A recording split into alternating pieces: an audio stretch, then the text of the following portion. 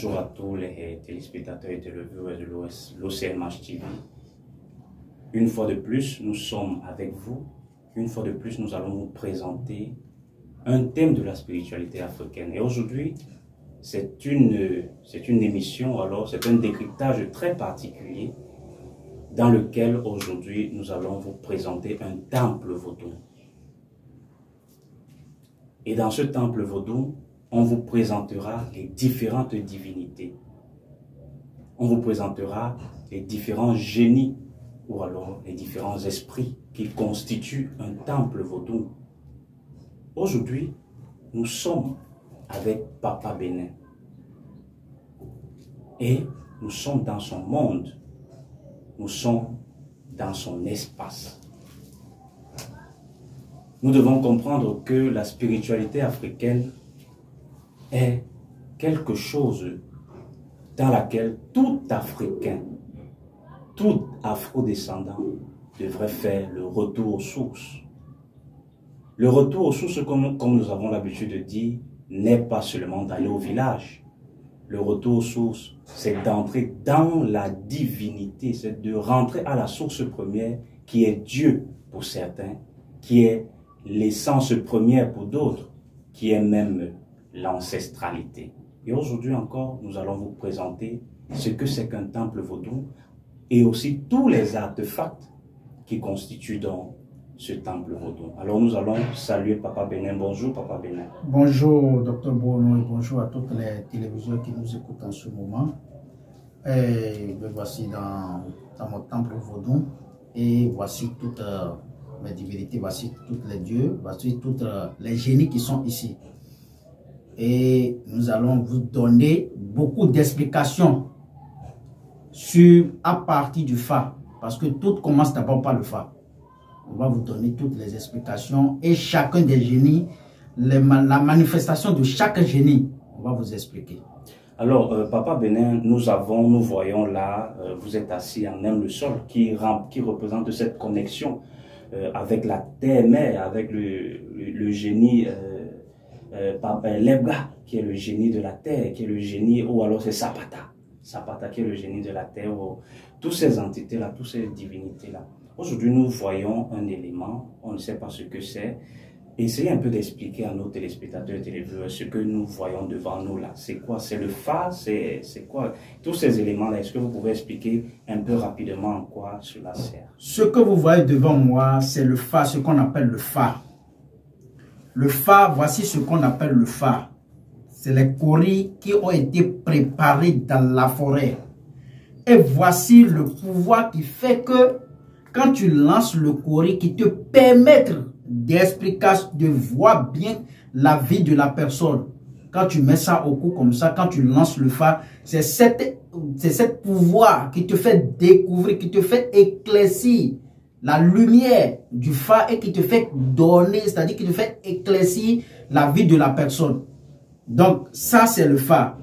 Ça c'est le pouvoir de me permettre d'avoir une image sur le miroir spirituel qui a été donné par la sirène des eaux qui est Mamiwata. Parce que j'ai le pouvoir de Mamiwata. Donc ça c'est un pouvoir qui me permet de voir sur le miroir spirituel qui a été offert par le pouvoir de sirène des eaux.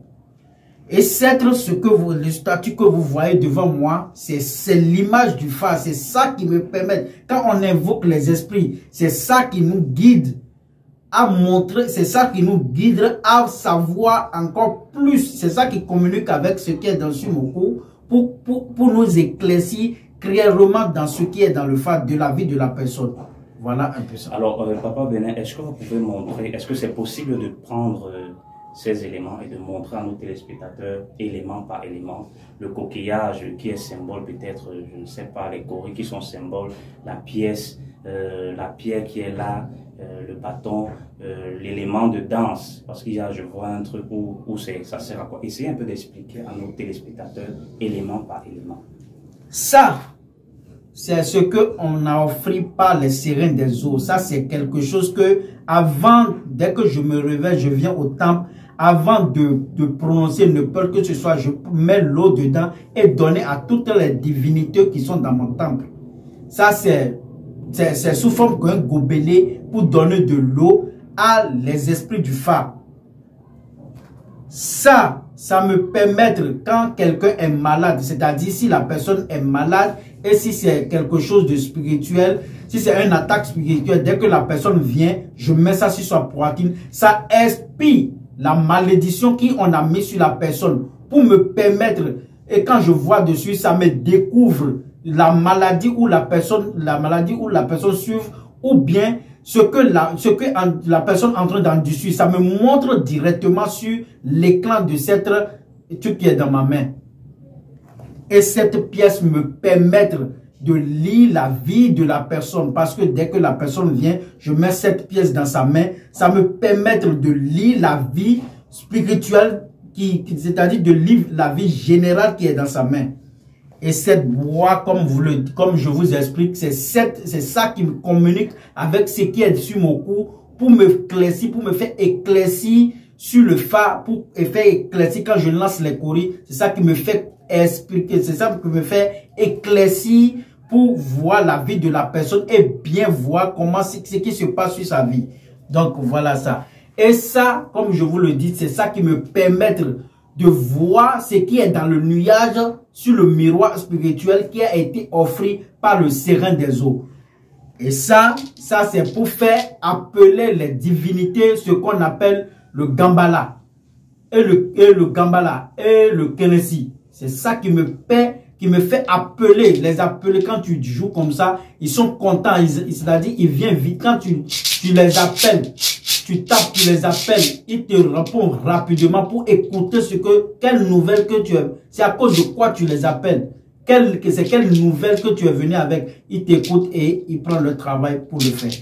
Voilà. Alors là, nous allons marquer une brève pause de transition pour partir à la deuxième partie de notre émission. Et la deuxième partie de notre émission, c'est de vous présenter les différentes divinités, les différents génies ou alors les différents esprits tutélaires de ce temple. Parce que nous savons que le panthéon vaudou a plusieurs divinités. Nous avons le Mami Wata, nous avons le génie Dan, qui est le génie serpent, nous avons le génie Sapata, nous avons le Torosso, nous avons le Eboso. Donc il y a beaucoup. Et aujourd'hui, nous allons entrer dans les méandres, alors dans la profondeur du mysticisme de la spiritualité africaine. Et aujourd'hui, on vous présentera ces différentes divinités.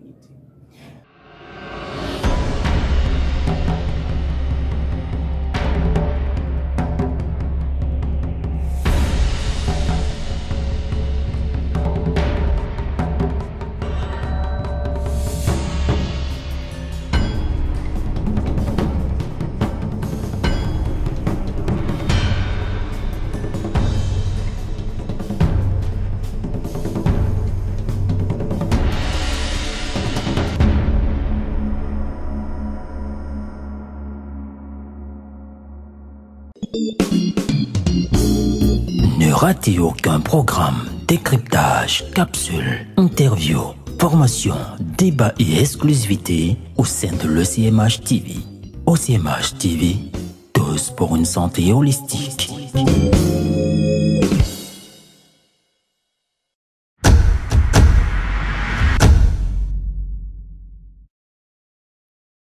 Nous allons encore redonner la parole à Papa Benin. Papa Benin, qu'est-ce que vous pouvez dire en termes de conclusion par rapport à notre spiritualité africaine et par rapport à tout cela qui traite notre spiritualité africaine de satanique, qui traite notre spiritualité africaine de démoniaque, qui traite notre spiritualité africaine de diabolique? Qu'est-ce que vous pouvez dire à ceux-là qui nous regardent aujourd'hui, qui ne comprennent pas encore que l'Africain c'est l'essence même de la vraie spiritualité? Ok, tout ce que je vais dire à toutes les chaînes téléviseurs qui nous écoutent à ce moment est que on n'oublie pas là où on est quitté. C'est de là où on parle. On n'oublie pas de là où on est quitté. Parce que toute chose d'abord, c'est notre divinité. On n'oublie pas les divinités. C'est les Blancs qui sont venus avec l'histoire de la Bible. Sinon, autant de nos aïeux c'est le Fa d'abord qu'on construit pour faire quelque chose sur la terre, au temps de nos aïeux. Donc tous ceux qui nous traitent, les ancêtres, tous ceux que vous voyez là, on sont créés par la créature de Dieu. Parce que avant que le Jésus-Christ est né, c'est le Fa qu'ils ont lancé d'abord avant que le Jésus-Christ est né. Donc, tous ceux qui m'écoutent en ce moment, c'est pour vous dire que toute chose, si vous voyez qu'il y a un blocage dans votre vie, allez vous consulter et vous faites débloquer. Il ne faut pas que les églises vont vous aveugler, vous allez laisser votre source. Et votre source, c'est votre, c'est-à-dire les divinités. C'est votre divinité. Donc tout ce que je vais vous dire est que prenez soin de vous et soyez connectés à votre esprit et restez connectés à vos esprits et soyez connectés toujours avec votre divinité. Et que Dieu vous bénisse. Nous avons visité dans le temple de Papa Benin, nous sommes entrés dans la spiritualité africaine et nous avons compris que aujourd'hui encore, nous avons encore la possibilité d'être en contact avec ces entités, avec ces énergies, parce que nous savons que tout est énergie, que ce soit le génie Mami, que ce soit le génie Gambada, que ce soit le génie Torosu, que ce soit le Vodou Ierboso, tout ça c'est une énergie. Et nous devons apprendre à manipuler les énergies parce que nous sommes les maîtres et possesseurs de la nature. Alors, pour apprendre à manipuler les énergies, nous avons besoin d'un accompagnement. Nous avons besoin d'une initiation. Nous avons besoin d'une formation. Alors, si tu veux faire ce retour source, si tu veux faire ce retour à ton identité première, si tu veux faire ce retour à ton identité africaine, alors n'hésite pas de contacter les numéros qui s'affichent au bas de l'écran.